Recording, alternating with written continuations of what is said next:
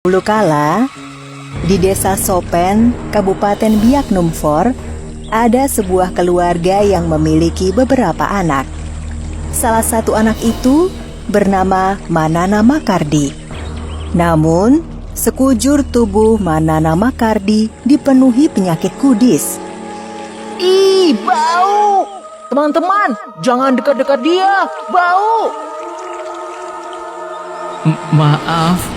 Teman-temannya selalu mencemooh Manana Makardi. Tidak ada seorang teman pun yang mau bermain dengannya. Di rumah, saudara Manana Makardi juga tidak mau bermain dengannya. Mereka justru mengusirnya dari rumah. Manana Makardi semakin sedih. Akan tetapi, dia tidak punya pilihan. Dialah yang harus menyingkir. Ia pun pergi ke arah timur hingga bertemu sebuah pantai. Di pantai tersebut, ia menemukan perahu yang sedang tertambat. Dengan perahu itu, ia mengarungi lautan. Lama berlayar seorang diri, Manana Makardi akhirnya mendarat di sebuah pulau yang banyak ditumbuhi pohon sagu dan kelapa. Ia pun memutuskan untuk tinggal di pulau itu.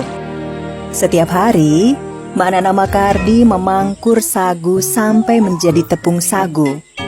Dari tepung sagu inilah Manana Makardi mengolahnya menjadi makanan. Selain memangkur sagu, Manana Makardi juga menyadap nira kelapa. Suatu sore, Manana Makardi terkejut lantaran bambu untuk menyadap air nira tiba-tiba kosong. Ia kesal sekali. Malam harinya, Manana Makardi memanjat pohon kelapa. Ia duduk di atas pohon untuk menunggu pencuri air nira. Namun, hingga larut malam, si pencuri belum juga datang. Hingga menjelang pagi, ketika Manana Makardi sedang pura-pura tertidur di pohon kelapa, sesuatu yang bersinar dari langit mendekatinya. Melihat itu, Manana Makardi segera menangkapnya. Siapa kau? Aku adalah Sampan, si bintang pagi. Tolong lepaskan aku. Matahari hampir terbit. Tolong. Tidak bisa. Jika kau ingin aku lepaskan, kau harus berjanji untuk mengabulkan permintaanku. Sebutkan saja, aku akan memenuhi permintaanmu.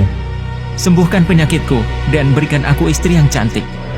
Sampan bersedia memenuhi permintaan Manana Makardi dengan menyarankan pergi ke pantai yang banyak ditumbuhi pohon bitanggur. Jika ada gadis yang engkau kehendaki tengah mandi di pantai, lepaskanlah, lemparkanlah satu buah bitanggur ke laut. Niscaya gadis itu akan menjadi istrimu. Manana Makardi melaksanakan saran Sampan. Ia menuju pantai yang banyak tumbuh pohon bitanggur. Di pantai itu juga banyak gadis-gadis yang sedang mandi. Namun ia tidak tertarik. Pada suatu sore, Manana Makardi melihat seorang gadis berwajah sangat cantik mandi di pantai. Karena terpesona, ia lantas memanjat pohon bitanggur dan melempar buah bitanggur ke gadis tersebut. Gadis cantik bernama Insoraki, putri kepala suku dari kampung Meokbundi. Ia sudah membuang buah bitanggur yang mengenainya jauh-jauh, tetapi buah itu tetap kembali lagi padanya. Tidak berapa lama, Insoraki mengalami kejadian yang sangat mengejutkan. Perutnya membesar seperti orang hamil. Orang tua dan segenap warga kampung Meokbundi menjadi gempar dan terheran-heran. Bagaimana mungkin Insoraki yang belum bersuami itu bisa hamil? Mereka tidak percaya, sebab Insoraki dikenal sebagai gadis yang baik akhlaknya. Selang 9 bulan kemudian, Insoraki melahirkan seorang bayi laki-laki. Keanehan kembali terjadi. Warga kampung Meokbundi melihat bayi itu tidak menangis ketika baru lahir. Insoraki menggelar pesta dan menamai bayinya Konori. Manana Makardi datang menghadiri pesta tersebut. Ketika mendapati Manana Makardi, bayi Konori mendadak berteriak-teriak. Orang-orang semakin terperanjat saat Konori menjelaskan bahwa lelaki berpenyakit kudis di seluruh tubuhnya itu adalah ayahnya. Manana Makardi akhirnya menetap di kampung Meokbundi. Namun, kepala suku dan warga kampung meninggalkan kampung mereka karena tidak tahan mencium bau busuk dari tubuh Manana Makardi. Mereka merasa jijik melihat tubuh Manana Makardi yang penuh dengan kudis itu. Kampung Meok Bundi pun akhirnya sepi dan hanya dihuni Manana Makardi, Insoraki, dan Konori. Manana Makardi merasa sedih mendapati kenyataan itu. Ia pun menagih janji sampan. Dari sampan, ia mendapat petunjuk untuk menyembuhkan penyakitnya. Manana Makardi lalu membakar kayu-kayu kering. Insoraki bingung dengan perbuatan suaminya. "Untuk apa kau membakar kayu-kayu ini, suamiku?" Tenang dan menjauhlah, kau akan melihatnya nanti. Setelah api membesar, Manana Makardi lewat di tengah api besar yang menyala-nyala. Ajaib! Manana Makardi keluar dari nyala api dengan tubuh bersih dari penyakit kudis. Wajahnya sangat tampan. Insoraki takjub dan bahagia melihat perubahan suaminya. Sejak peristiwa tersebut, Manana Makardi mempunyai berbagai kesaktian. Manana Makardi lantas menyebut dirinya Masren Koreri, yang berarti lelaki yang suci.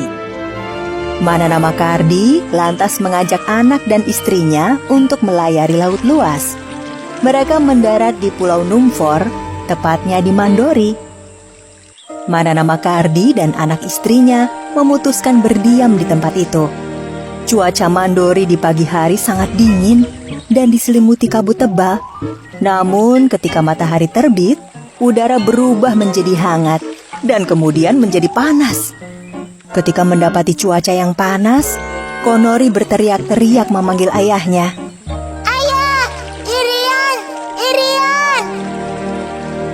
Sejak saat itu, wilayah daratan luas di seberang Mandori disebut dengan nama Irian.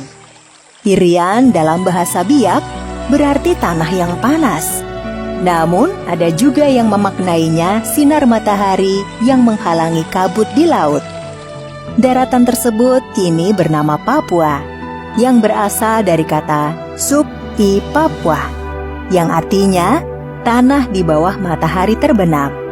Sebab orang Biak melihat Pulau Papua di sebelah barat, seperti tempat matahari terbenam.